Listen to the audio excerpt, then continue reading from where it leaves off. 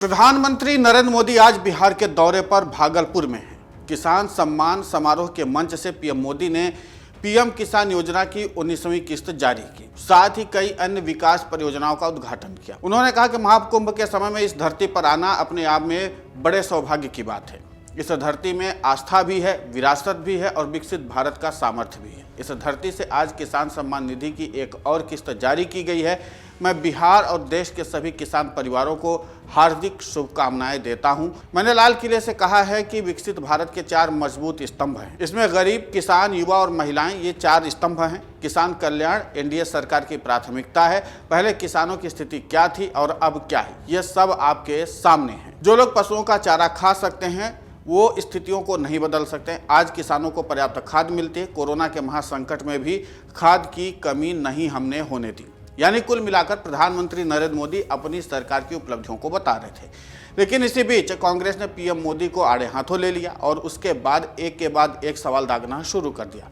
जहां एक तरफ तेजस्वी यादव ने पीएम मोदी के दौरे से पहले ही 15 सवाल दागे, तो वहीं कांग्रेस ने पीएम मोदी को उनके पुराने वादे याद दिलाते हुए 4 सवाल दागे। पहले सवाल में कांग्रेस नेता जयराम रमेश ने पीएम मोदी से पूछा, वादे के मुताबिक मुजफ्फरपुर, पूर्णिया और भागलपुर के लिए एयरपोर्ट कहां है। उन्होंने कहा कि पीएम मोदी ने 18 अगस्त 2015 को पूर्णिया में एयरपोर्ट बनाने का वादा किया था, लेकिन नीतीश कुमार द्वारा 3 बार पलटी मारने के बाद भी यह वादा पूरा नहीं हुआ। जयराम रमेश ने कहा कि 2019 में एक रैली के दौरान पीएम मोदी ने मुजफ्फरपुर के पताही एयरपोर्ट को शुरू करने का आश्वासन दिया था। गृह मंत्री अमित शाह ने भी इस बात को दोहराया था, जबकि भाजपा ने दिवाली 2023 तक इसे पूरी तरह से चालू करने का वादा भी किया। वहीं लगभग 1 साल पहले एएआई की एक ग्राउंड टीम ने पाया कि हवाई पट्टी की बाउंड्री वॉल टूटी हुई है और वहां भैंसें हैं। आज भी हालात लगभग वैसे ही हैं। जयराम रमेश ने अपने दूसरे सवाल में पूछा कि बिहार में इतने सारे जरूरी प्रोजेक्ट अधूरे क्यों पड़े हैं। उन्होंने कहा कि साल 2015 में बिहार की जनता ने 1.25 लाख करोड़ रुपए के पैकेज का बड़ा वादा किया गया था। इस पैकेज में 54.713 करोड़ रुपए सड़क और पुल निर्माण के लिए निर्धारित थे, लेकिन अभी भी काम अधूरे पड़े हैं। कांग्रेस नेता ने तीसरे सवाल में पूछा कि भागलपुर की सांस्कृतिक विरासत और पर्यटन की संभावनाओं को संवारने के लिए पीएम मोदी ने क्या किया। भागलपुर बिहार और भारत का एक महत्वपूर्ण सांस्कृतिक केंद्र है। यहाँ की टेक्सटाइल इंडस्ट्री, मंजूषा पेंटिंग्स प्रसिद्ध हैं। उन्होंने कहा कि ये सभी सरकार की उपेक्षा के शिकार हैं। उदाहरण के लिए भागलपुर क्षेत्रीय हथकरघा बुनकर सहकारी संघ का कहना है कि 2019 और 2024 के बीच बुनकरों की संख्या 2 लाख से गिरकर 60,000 हो गई है। व्यापार 2015 में प्रतिवर्ष 600 करोड़ रुपए से घटकर 150 करोड़ रुपए हो गया है।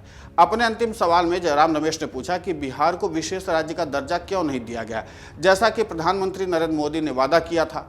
उन्होंने कहा कि 2014 में प्रचार करते समय पीएम मोदी ने प्रभावी ढंग से बिहार के लिए विशेष श्रेणी का दर्जा देने का वादा किया था। उन्होंने कहा कि केंद्र की अपनी बहुआयामी गरीबी सूचकांक रिपोर्ट के अनुसार बिहार भारत में सबसे गरीब राज्य है और राज्य की 52% आबादी के आसपास अपेक्षित स्वास्थ्य, शिक्षा और जीवन स्तर तक नहीं है उसकी पहुंच। जयराम रमेश ने आगे पूछा कि पीएम मोदी बिहार के लोगों को क्यों भूल गए हैं।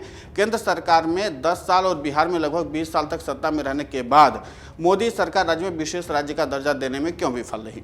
तो जाहिर सी बात है कि इन सवालों के जरिए एक बार फिर से कांग्रेस ने केंद्र की नरेंद्र मोदी सरकार को घेरने की कोशिश की है और यह बताने की कोशिश की है कि पहले के वादे तो पूरे हुए नहीं हैं, अब जो नए वादे कर रहे हैं उस पर भरोसा कैसे किया जाए। और एक बात और, कांग्रेस इस बार बिहार के चुनाव को लेकर के काफ़ी ज़्यादा संवेदनशील भी है, गंभीर भी है और इसी के नाते से कांग्रेस के जो शीर्ष नेता हैं वो भी लगातार बिहार पर नज़र बनाए हुए हैं। और इन सब के बीच में इस तरीके से अब सीधा तथ्यात्मक तरीके से अगर केंद्र की मोदी सरकार को कांग्रेस घेर रही है तो क्या कांग्रेस की बड़ी प्लानिंग है।